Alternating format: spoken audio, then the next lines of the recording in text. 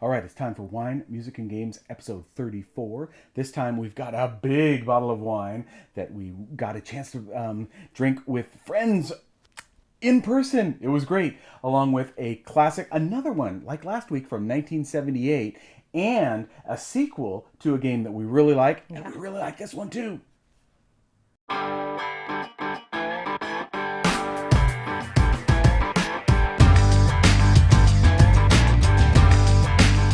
So how you doing, Honey Bunch? I'm good. How are you, dear? I'm doing fantastic. Before we get started, remember, subscribe down below, hit the bell so that you're notified. You can sponsor us at patreon.com/GarrettsGames, and of course, go to GarrettsGames.com to listen to our weekly audio podcast where we go in depth on many of the games that we're talking about and just going over here in the video portion here.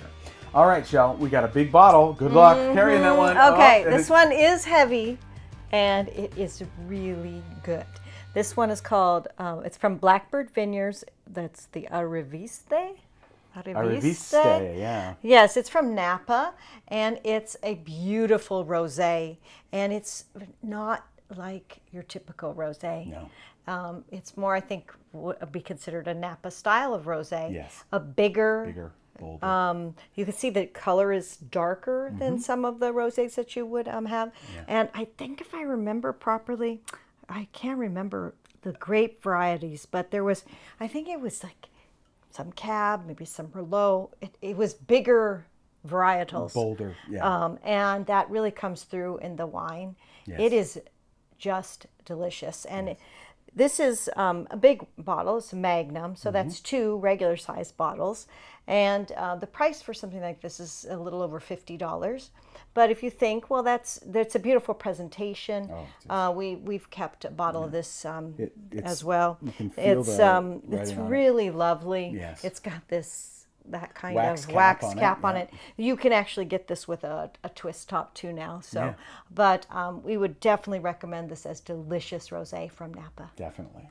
All right, our music this evening is the second album from an artist who I have grown to love, which is Kate Bush. Really, have always loved Kate Bush. Yeah, you have. This is her second album, and back in 1978, she released Kick Inside at the beginning of the year, and then released Lionheart, this one, at the end of 1978. So 2 albums, and that was starting to kind of fall out of fashion, though in the 50s and 60s, they were releasing 2-3 albums, and it was crazy. She had, of course, even at 19 when she was putting this out, a backlog of tons of songs. So basically her first 2 albums were all the songs that she had not yet recorded. And this one is a little bit more eclectic, I would say. Kick Inside, has The Man with the Child in His Eyes, and just beautiful songs, Wuthering Heights and so on. This one, I like the, Joni Mitchell's Blue is one of my favorite albums of all time. This one starts with a song called Symphony in Blue, and is talking about that idea that, of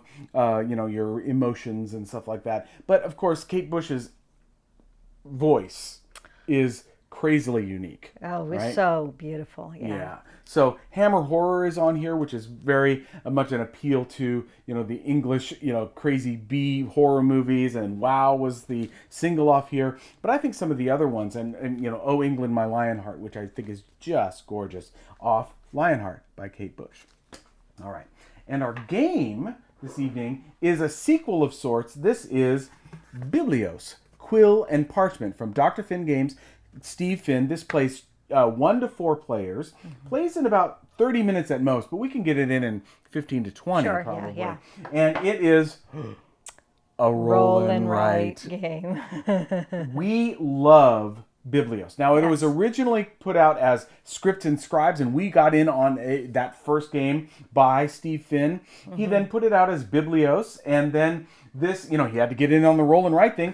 This is different enough. And one of the things that I like about all of these versions, and that makes this game so interesting, is that you've got kind of 2 halves to the game, where what you do in the first half is going to play a little bit into the second half of the game. In the original game, it's a card game, so the cards that you're able to get, then you bid with in the second half of the game. This one, you use dice, and you can roll up to 3 times, like in Yahtzee, right? Or like in any of the roll and writes usually, right?